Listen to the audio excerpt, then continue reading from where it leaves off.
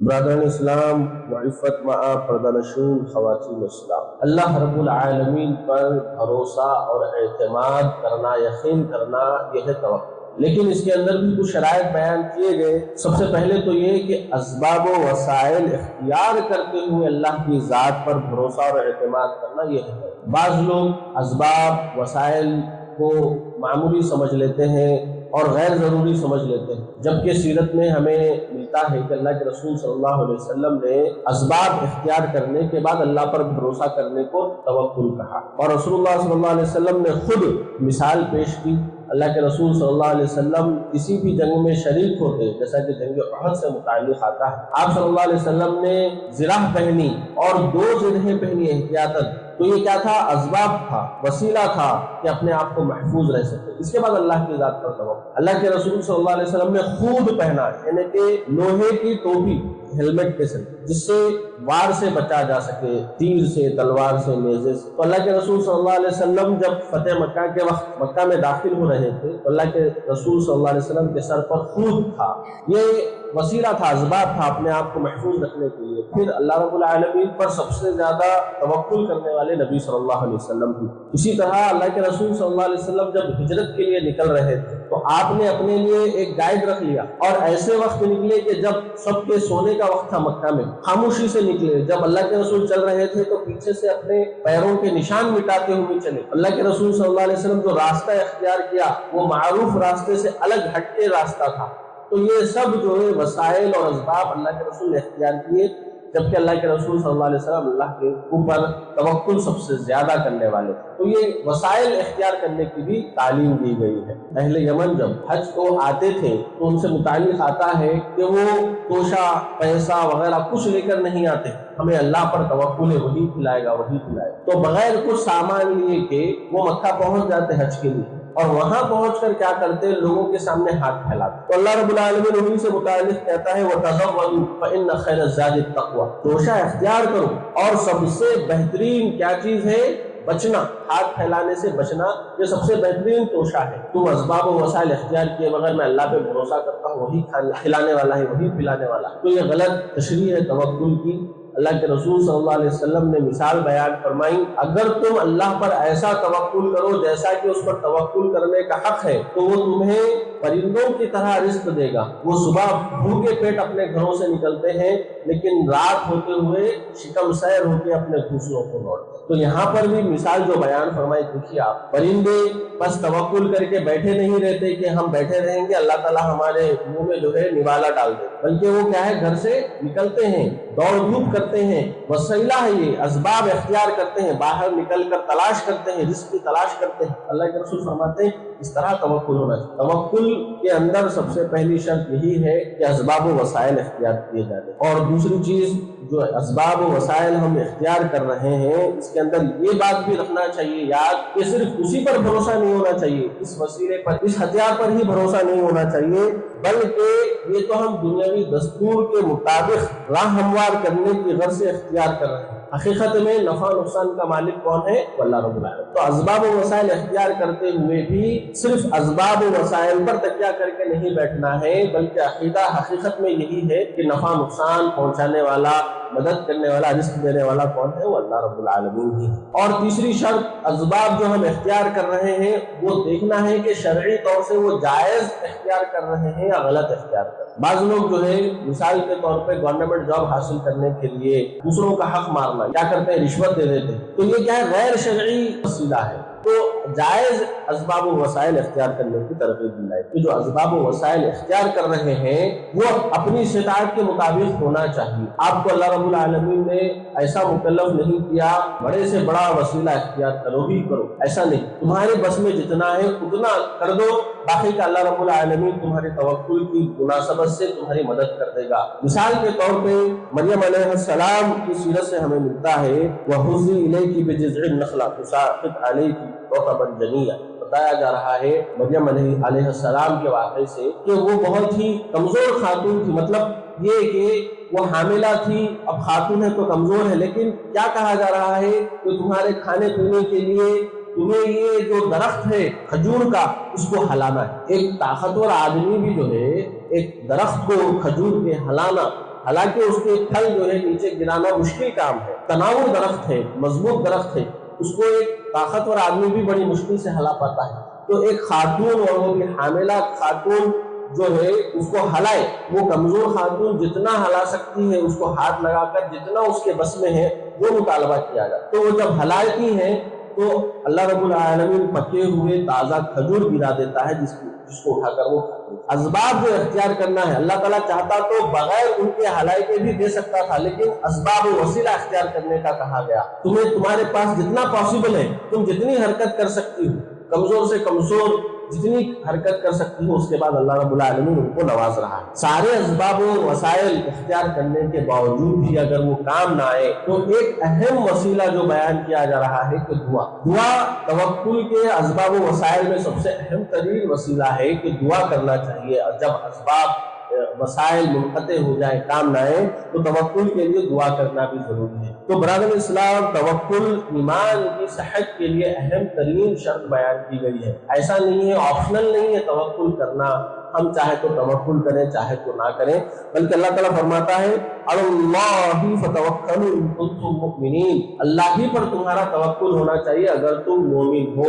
शर्त ये रखी गई है मोमिन होने के लिए कि तुम्हें अल्लाह रब्बुल आलमीन पर कमा हक़्क़हू अक़ीदा होना चाहिए, तवक्कुल होना चाहिए। कोई शख्स किसी हाल में भी उस वक्त तक मौत की नींद नहीं सो सकता जब तक कि उसका रिज़्क़ उसको पहुंच ना जाए। ये अल्लाह के रसूल सल्लल्लाहु अलैहि वसल्लम वज़ाहत के साथ हदीस बयान फरमाते। ये तवक्कुल होना चाहिए हमें कि रिज़्क़ हमारा पहुंच कर रहेगा, इतना तवक्कुल हमारे अंदर होना चाहिए।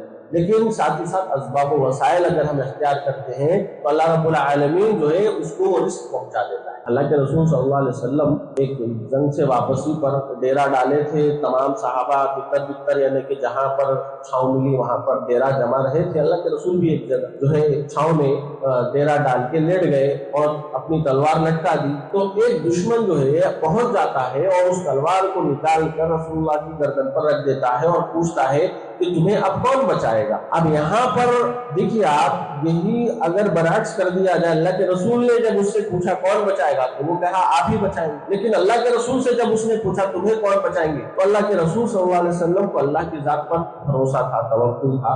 उन्होंने कहा अल्लाह, बस इतना वर्ड उन्होंने, अल्लाह के रसूल ने कहा अल्लाह, तो उसके हाथ से वो तलवार छूट गई और अल्लाह के रसूल ने वो तलवार ले ली और वो बैठ गया। और अल्लाह के रसूल ने सहाबा को आवाज दी, सहाबा आए और अल्लाह के रसूल अलैहि सलाम ने वाकया बयान किया कि देखो एक शख्स ने इस तरह से मामला किया था और मैंने जब इस तरह कहा तो उसके हाथ से तलवार छूट गई और ये यहाँ पर बैठा। तो ये अल्लाह के रसूल सल्लल्लाहु अलैहि वसल्लम की जिंदगी में इतना हसास मौका आ गया कि आपके गर्दन पर तलवार लटकी हुई है और इस मौके पर जब पूछा जाए कि कौन बचाएगा तो ये तवक्कुल की बहुत ही आला मिसाल है। गारे सौर में आप जो है बैठे हुए हैं हजरत अबू बकर सिद्दीक़ रज़ियल्लाहु अन्हु के साथ, और हजरत अबू बकर फरमाते हैं कि अल्लाह के रसूल, दुश्मन इस हद तक पहुंच गया है कि अगर वो अपने खदमों को देखेगा, नीचे देखेगा तो वो हमें देख लेगा, हमें पकड़ लेगा। अल्लाह के रसूल ने फरमाया ऐ अबू बकर, तुम्हारा उन दोनों के मुतालिक क्या ख्याल है जिसका तीसरा अल्लाह है? अल्लाह पर इतना ज्यादा भरोसा था तो दुश्मन जो है नहीं पकड़ पाया। हालांकि बहुत ही आसानी से पकड़ सकता था, लेकिन अल्लाह रब्बुल आलमीन पर भरोसा कब? जब तमाम असबाब व वसाइल इख्तियार कर लिए अल्लाह के रसूल हिजरत के मौके पर, उसके बाद फिर अल्लाह रब्बुल आलमीन पर भरोसा ऐसा था कि दुश्मन इसके बावजूद पहुंच कर भी अल्लाह के रसूल को नहीं पकड़ सका। तो अल्लाह के रसूल सल्लल्लाहु अलैहि वसल्लम दो वाकयात ऐसे भी बयान फरमाते हैं पिछली कौमों के जो तवक्कुल की मिसाल है। एक वाकया ये है कि अल्लाह के रसूल फरमाते हैं कि एक औरत थी जिसकी 12 बकरियां थी और एक चरखा था जिससे वो तागों से जो है कपड़े बनाते। तो मुसलमानों का सरिया जो है निकल रहा था जंग के लिए, तो ये औरत भी शामिल हो गई मदद के लिए और अपने घर में वो 12 बकरियां और वो चरखा छोड़कर जा रही है अल्लाह के भरोसे पर। तो होता यह है कि जब अल्लाह के भरोसे पर छोड़ के जाती है तो जब वापस पहुंचती है तो उसने देखा कि एक बकरी और एक चरखा गायब है। तो वो हाथ उठाकर दुआ करती है, अल्लाह मैंने तेरे भरोसे पर ये चीजें छोड़ कर गई थी और एक चीज गायब है, अल्लाह मुझे लौटा दे। तो अल्लाह के रसूल फरमाते हैं उसने इस अंदाज से दुआ की, शिद्दत से उसने दुआ की और उसका तवक्कुल इतना ज्यादा था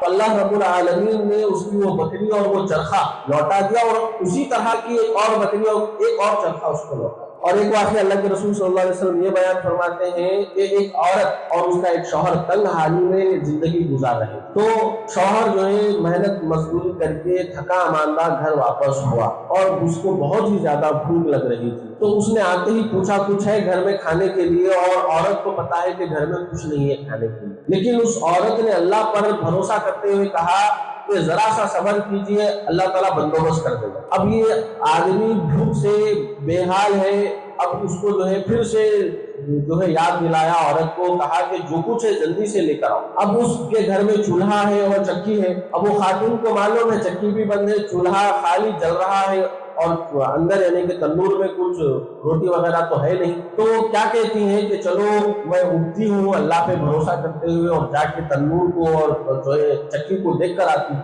تو جب وہ اٹھتی ہے اور جا کر تندور میں جھانکتی ہے تو وہاں پر بکری کا گوشت بھن رہا ہے، اور جب چکی کو دیکھتی ہے تو اس میں جو ہے آٹا پس رہا ہے۔ تو اللہ کے رسول فرماتے ہیں وہ گئی اور چکی کا جتنا آٹا تھا پورا لے لیا اور چکی کو جھٹکا اور پورا آٹا اس کے اندر سے نکال لیا اور تندور میں سے بھی گوشت نکال لیا اور شوہر کو پیش کر دیا۔ اور اللہ کے رسول فرماتے ہیں اگر وہ صرف آٹا لیتی اوپر کا اور چھنی کو نہیں جھٹکتی تو قسم بخدا قیامت تک وہ چکی پستی رہتی اور اس کو قیامت تک وہ آٹا جو ہے دیتی رہتی، جس سے وہ روٹیاں بنا سکتی۔ تو اس طرح اللہ کے رسول ہو یا صحابہ ہو یا انبیاء علیہ السلام ہو، اللہ رب العالمین پر توکل کیا کرتے تھے۔ خالد بن ولید رضی اللہ عنہ کا بھی واقعہ ہے، جب ان سے کہا جا رہا تھا کہ آپ یہاں پر ہوشیار رہیں، یہ جو سازشی لوگ ہیں یا دشمن ہیں آپ کو زہر دے سکتے ہیں ملا کر پانی وغیرہ کے اندر کھانے کے، تو خالد بن ولید رضی اللہ عنہ نے جن کا توکل اللہ پر بہت زیادہ تھا، انہوں نے کیا کہا کہ لے کر آؤ وہ پیالہ میں پیوں گا، تو وہ پیالہ